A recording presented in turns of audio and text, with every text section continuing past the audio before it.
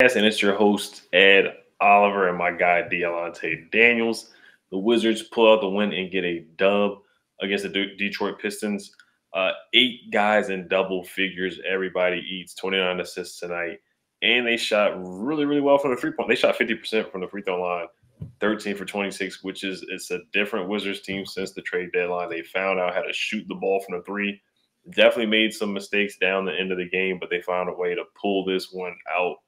Great team effort, great learning experience for the young guys. We're going to talk about Rui Hachimura. Does he need more playing time? Does he need to be inserted in the starting lineup? Talking about Denny Avdia and that injury, he didn't come back in the game. We're also going to talk about Satoransky's performance and how he impacted the game. Let's get to it.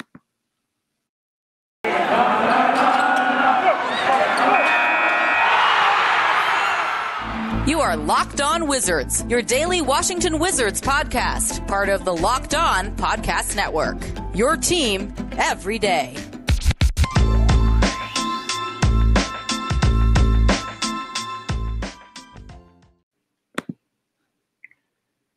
Thank you for making Locked On Wizards your first listen every day. We are free and available wherever you get a podcast.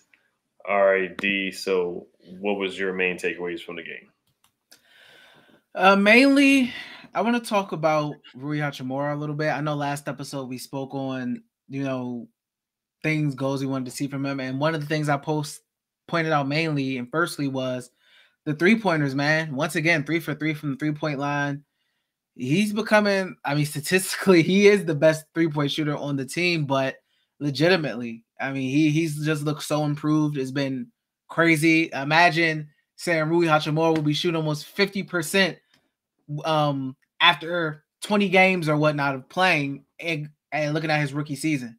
So it just goes to show that he's really improved in the offseason. He's really been working. I kind of want to see him getting more than 21 minutes. I know it's tough because, like I said before, at that forward spot, but I want to see him up there with 25 minutes, man, 26-minute games from here and there. Yeah, honestly, I really want to see 30. We talked about that last episode, how he averaged 30 minutes his rookie year, his second year. Last year was a playoff team. I know he missed 40 games to start off, but I think it's, time to take – I don't know if it's a minute restriction or whatever's going on, but he's shooting the ball well. Like you say, he's knocking the three ball down. He's shooting the ball with confidence. He just has to get more aggressive, getting to the basket when he can, but I don't see why there's, any minute restriction or whatever's going on tonight. He had, 21 minutes again. It's been like 20 minutes or less, 3 for 3 from the three-point line, 4 for 9 from the field. Just needs to rebound the ball more. But, as a team, I thought, it was a little sloppy at times, a little murky, some turnovers here and there. But it looks like they started to push the pace. Daniel Gafford had some good minutes, 12 points, 4 boards, had a couple blocks down the stretch. But they definitely could have lost the game. Killian Hayes had a good look at a three. Sadiq Bey had a good look at a three. We almost got away with a foul call on Kuzma, kind of touching or pushing down Sadiq Bey, and then they gave up the almost and one to Isaiah Stewart. So just some mental mistakes down the stretch. But I thought there were some big plays from Ish Smith doing a sham guy in the fourth quarter. Kyle Kuzma getting to the basket and getting fouled. I just thought it was a solid team effort from the guys. Rui hitting some big threes as well. So Corey Kispert hit some big threes down the stretch too. He's starting to shoot the three ball a lot better as well. Yeah, I think Ish Smith, when he gets going, and he has those little moments with the sham god, it's fun. It's definitely fun to watch. How did you I want to ask before I get into it, how did you because I know Sato was in there a little bit with Ish Smith. Ish Smith was doing majority of the ball handling. Is that something you like, Ish Smith out there with Satoransky? Yeah, I actually wrote down the best lineup out there tonight when they went on that run when Thomas Bryant had the alley-oop from Neto. And there was a block by Kuzma, and they just went out and started running and pushing the ball, pushing the pace. That lineup was Tomas Satoransky, Thomas Bryant, Rui Hachimura, Corey Kispert, and Ish Smith. Now, on paper, it doesn't look like the best lineup, but for some reason it was working. They were moving the ball. Kispert can shoot the three. Rui can shoot the three. And Thomas Bryant is a big. They can shoot the three as well. He was running the floor, finishing, and got that alley-oop. But, Ish Smith is pushing the pace, and Sato's pushing the pace. Sato got a steal one time he got fouled, but he dumped it off to Rui. He was Yeah. upset because he had a nice steal, would have been a nice assist. But honestly, that lineup is fine. And I wasn't the biggest fan of signing Sato. But, Sato, he's a savvy veteran. He makes the right plays. He made the 2 big free throws down the stretch to ice the game. And then he made a pull-up jumper too. So that lineup is not good on paper. We talked about Scott Brooks, how he used to play the 3 guards at one time, 4-guard lineup. But that was the best lineup tonight. Yeah, I was going to say that the Satoransky and Ish Smith thing, I thought it was interesting to see. I thought it was working, as you just brought up with the best lineup, who you thought it was. I agree with that.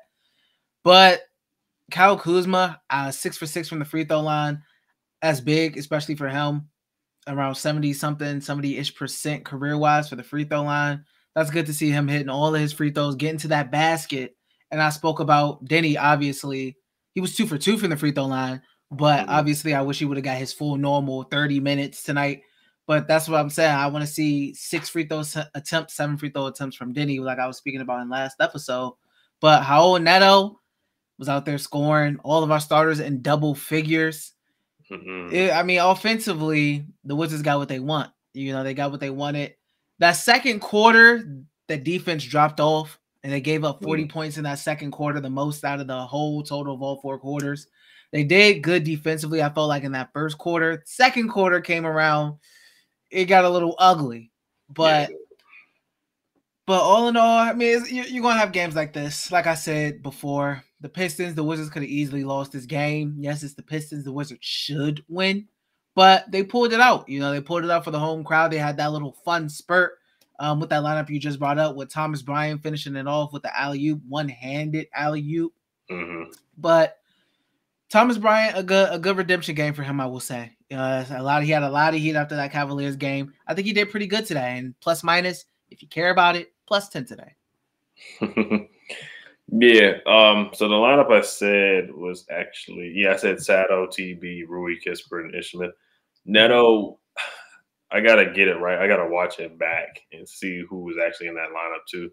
Because so it might have been Sato, Neto, Kuz, TB, and Kispert. I gotta watch it back because I know Kuz made the block and then TB got the alley from Neto. But we do want to get to some more takeaways about the game, some guys who stood out. Of course, we'll finish off with, who was the player of the game, X Factor. We haven't really talked about Kyle Kuzma yet. But before we do get to more takeaways and an injury update about Kristaps Porzingis and talk about Denny's injury as well, we got a quick word from D. Yes, we do. All right, NBA fans, are you looking for a daily fantasy option for the NBA? Then you need to try the award-winning app, Prize Picks. Prize Picks is daily fantasy made easy. I love this, and we know you will too. You pick 2 to 5 players and an over/under on their projections, and you can win up to 10 times on any entry, and it's just you versus the projected numbers. Entries can be made in 60 seconds or less. It's that easy. Prize Picks is safe and offers fast withdrawals. Use the award-winning app on both the App Store and Google Play. Prize Picks offers any prop you can think of, from points scored to rebounds, even steals. Prize Picks allows mixed entries, sports entries. For example, you can go with Kyle Kuzma over in points and over in points in Alex Ovechkin goals. And Prize Picks doesn't just offer NBA. They have options on the college basketball, college football, NFL, MLB, soccer, MMA, and more. For a limited time, Prize Picks has an exclusive no-brainer of an offer for all of our users. Users get $50 free if a player in your first Prize Picks entry scores a single point, but you must use code NBA. That's right. This is an exclusive offer available to Locked On fans. Sign up today and use code NBA, $50 for free if a player in your first Prize Picks entry scores a single point. Also, guys, I want to thank you for making Locked On Wizards your first listen. For your next listen, check out the Locked On Now podcast. Nightly recaps of every NBA game with analysis from our local sports experts. It's free and available wherever you get podcasts. Yes, sir. So what were some other takeaways? So Denny had a bone bruise, and we saw him on the bike, right, on the sidelines during the game. So he did not return. We hopefully he has a speedy recovery and he can play on Friday when the Wizards play again. They get 2 days off. They play against the Atlanta Hawks. And then also Kristaps Porzingis, he's still doing 1-on-1. So he has not done 3-on-3. He has not done 5-on-5.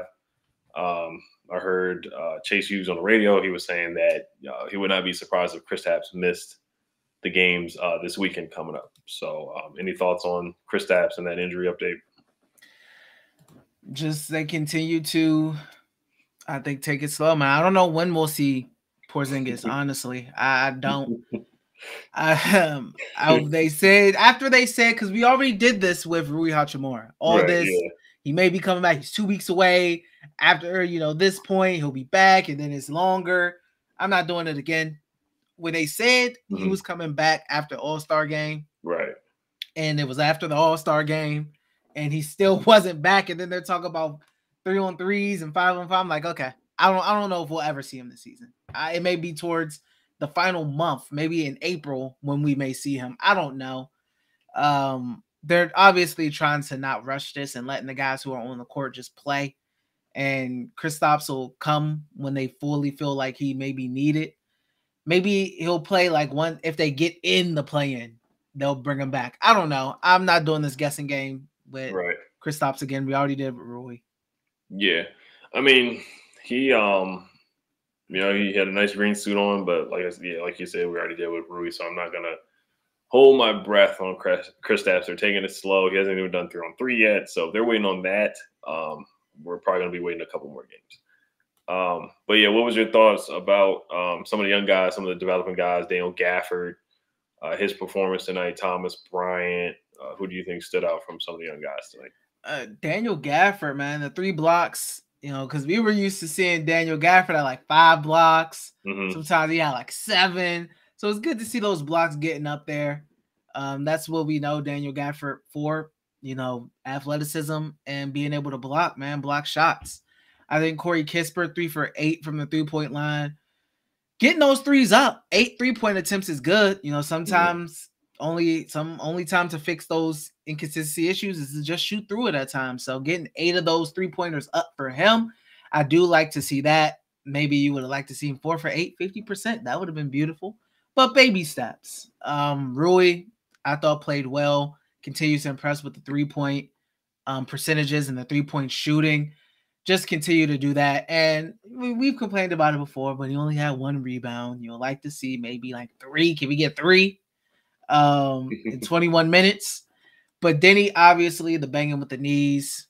I hope he's okay. You've seen him on the bike, so it doesn't seem like it's anything too crazy. Hopefully he'll be all right. Thankfully, it was nothing more serious than it seems from the outside. Thomas Bryant, good game today. Fishing from this field, 1 for 2 from 3. 6 rebounds, plus 10 net rating. I think it was a good bounce back game for him from that Cavaliers game. Right. Yeah, TB, he's got a lot of flack on social media. The Cavs game, he struggled. He hasn't been finishing well. He did miss that dunk at the beginning of the game, and then he showed up and finished that alley-oop. That was a big finish for Thomas Bryant. He hit a 3, spaced the floor. That's what we want to see from him. And I thought he gave more effort defensively. He wasn't the best, but, he's moving his feet, giving effort out there against Kelly Olynyk, who's a known Wizards killer. So I like what I saw from him. Daniel Gafford as well, blocking shots. Didn't get in foul trouble as well. Had a nice spin move and came out with some energy in the beginning of the game, running the floor, battling with Isaiah Stewart. And Kispert, we talked about him, over under 33%, 3 for 8. So that's within range of like 33%. That's typically he's knocking down those corner 3s, so he's starting to get more confidence from there and got more arc on his shot. Do want to talk about Kyle Kuzma a little bit tonight. 21 points, 9 boards, and 6 assists. How many turnovers did he? He had 5 turnovers, so he was turning the ball over a little bit too much tonight. I thought he tried to force it, but he's the number 1 option, so he just I don't get mad at any shot he takes anymore because he's the number 1 guy. He's our best scorer on the roster. Him and Jeremy Grant were going back and forth tonight. Jeremy Grant had a solid game out there. Sadiq Bey had a solid game out there tonight too. Cade Cunningham, he was hurting us too, and he dunked on Corey Kispert. I hated to see that happen, but it happens. It was a rookie, kind of like a rookie baptism kind of thing. Only things down the stretch that I did not like, things that I liked and I didn't like today. Thomas Bryant had a really bad turnover down the stretch. We were up by 3. That went down, and then we fouled Isaiah Stewart. And then KCP took a shot that missed pretty badly, and there's 12 seconds left in the shot clock down the stretch. And I was like, oh, man, here we go again with these, unforced errors and bad shots down the stretch. Kind of like that Cavs game. So, but other than that, KCP, he's starting to shoot the ball better as well. He hit a couple of threes tonight. He's getting more in a rhythm, and I think he's the best 3-point shooter on the team behind Rui, percentage wise. Yeah, I think that KCP is like an interesting case to me. I feel like he's can be an important piece to this team. You could use him in a trade, but I feel like his scoring is very nice. 15 points, 5 for 12 from the field, 3 for 4 from 3. I think he's one of the guys who, since the trade deadline, has been one of the more consistent scorers on the team, right there next to Kuz. I feel like it's been Kuzma and KCP as far as getting those shots up and scoring. So KCP, originally I didn't really care about if he was moved or not, but I'm kind of liking him more and more personally. And I'm curious to see when KP is back next season, if the Wizards don't make any moves, and it's Kuz, KP, and Brad, how much of a backseat does KCP's role take in the offense? I'm sure it will be a little less more on the ball dribbling stuff. Definitely, yeah. We do want to see him run that 3-and-D role where he doesn't have to worry about putting the ball on the floor and do too much. Just shoot threes, play defense, get some of those timely steals that he gets coming out of nowhere, and just playing defense against the better wing or one of the better shooting guards on the other team. So, but yeah, what were your thoughts again on Sato? Did he make a big difference in your opinion tonight? I like what Sato did tonight. The runner, I believe, mid-range shot. He had the 2 late free throws. 14 minutes. I think it was a good 14 minutes. To grab 3 rebounds, 2 steals. So I think he did the little things. He did everything good. Didn't do too much. I don't think he did too little. So right there in that balance, Sato Ransky, like we said before, is going to be one of those guys where he doesn't, wow you with anything. But he does the little things. And sometimes you need guys who can just do the little things, man. And Sato Ransky is one of those guys I felt like could do that. Yeah, he provided a difference just being 6'7".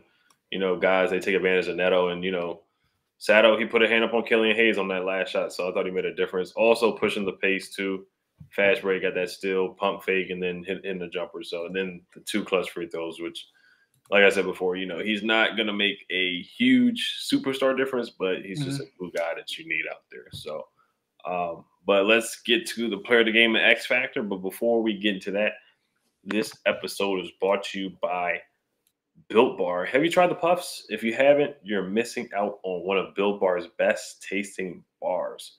Puffs are a fan favorite with some incredible flavors: yummy cinnamony churro, coconut marshmallow, banana cream pie. So good. These are going to be your new favorite. All Built Bars are covered in 100% real chocolate. Yes, Puffs included, 100% real chocolate. Low calorie, high protein. Replace your candy bars with these. They are better. A typical candy bar can be anywhere from 200 to 300 calories. Go to Built.com and scroll down to the macros chart. You'll be blown away. High protein, low cal, high fiber, low carb. Most Built Bars contain 130 calories, 4 grams of sugar, 4 net carbs, and 17 grams of protein. Compare that to a candy bar, which usually has around 240 calories, 30 grams of sugar, and dozens of net carbs. Mint brownie, coconut almond, and new for this month, white chocolate cookies and cream. They are all delicious, and new flavors are coming out all the time. If they think a flavor might be good, they'll make it. It will be delicious, and it will be good for you. At Built Bar, they are all about the taste. They make it taste delicious first, then figure out how to make it healthy. And I don't know how, but they pull it off every time. Go to Built.com, use promo code LOCK15 and get 15% off your order. Use promo code LOCK15 for 15% off at Built.com. All right, so before we wrap it up, who was your player of the game and X Factor? Player of the game, I'm going to go with TB today. I think TB did a good job, had a really good game, made up for it. I like when guys make up for a rough previous game. He came in energized, got that last bucket on that run the Wizards went on the fourth where he got that one-handed alley-oop. So I'll give him some love today. You know, I'm all about giving guys love, especially off a bounce back off of a rough game. So I'll give the player of the game to Thomas today. X Factor, I will go with let's go with Ish. Ish, man, 8 assists, almost the double-double, 2 assists away from the double-double, 5 for 8 from the field, 4 rebounds. I like how he be getting them rebounds as a smaller guard. Ish, man, he continues to be one of those guys off the bench who helps push the pace of this team, who helps, you know, really just get the team moving, man, and energized, like you said, with the Sham God. He gets the crowd into it with those moves, just seeing the little guy zipping across the court and doing all these moves. I'll give the player of the game, the X Factor to Ish. Yeah, I'm gonna echo you. Shout out to Thomas Bryant for bouncing back. I mean, he could have put his head down, got upset. You know, he hasn't been getting the ball in the post. You're running the floor, finishing well, knocking down the 3 ball, rebounding the ball well as well. Just playing with energy of +10 out there. So way to bounce back and keep your head up. I mean, there's going to be up and down games for him, especially coming off that ACL injury. You just see how he's just been kind of up and down, and that's normal coming off the ACL injury. So shout out to him for keeping his head up and playing hard. Actually, yeah, I'm with Ish Smith too. 11 points, 8 assists, +6 on the plus minus. Not only was he getting buckets down the stretch with that mid-range game, but he was setting guys up for open, wide open layups and threes, getting Daniel Gafford involved with some easy dunks. Daniel Gafford dunked on somebody, I can't remember who. I think Daniel Gafford dunked on Isaiah Stewart. I think that was a pass from Neto. But Ish Smith has just made the game easier for guys. He's made a difference since the trade deadline, getting guys open, facilitating, pushing the pace. 11 points and 8 assists. So I'm going to definitely give it to Ish as well for X Factor. Yeah, I agree. I think Ish, man, he's been pretty good since he's came back. You know, maybe you can complain about maybe you want him to take a little less shots because you have Neto and you have Ish Smith as well, and both of them get up around 7, 8 shots, and maybe you want those to go to some other guys. But I mean, if they're going in, you only can complain but so much. But yeah, Ish Smith, X Factor today. All in all, they got the job done. They're trying to fight. The Hornets being bad or keeping them in it. So Wizards, if they want to keep fighting, man, the wins are there for potential, to be taken. The Atlanta Hawks are next. That's a winnable game as well, in my opinion. Yeah, it is. So they play the Hawks on Friday night at 7:00. They play the Pacers on Sunday night at 6. Both teams are below 500. The Pacers are 21-42. The Hawks are 29-32. And before we get off the standings, real quick, if anybody still is invested in the Wizards making the play-in, they are 1 game behind the Atlanta Hawks, and the Hawks currently just lost to the Celtics. So they're 1 game behind the Hawks and the Hornets. The Hornets are 30-3. The Hawks are 29-32. The Hornets are 30-33, so they're 1 game behind both teams. The Hornets are reeling right now. They lost a lot of games, and the Hawks are kind of reeling as well. So the Wizards really could fool around and make the play-in. They just got to tighten up and take advantage of some of these games. So, we'll see if they can take advantage of the opportunity. But I just want to thank you guys once again for listening. Make sure you guys subscribe to Locked On Wizards on YouTube. We're almost at 2,000 subscribers. Make sure you guys hit the notification bell as well. Also, subscribe to us on all platforms. Thanks for making Locked On Wizards your first listen every day. Now make your second listen Locked On NBA. Locked On experts covering the biggest stories around the NBA every Monday through Friday in less than 30 minutes. It's free and available wherever you get podcasts. All right, you guys have a good one, and we'll throw the dub this one time. Dub. We'll take it.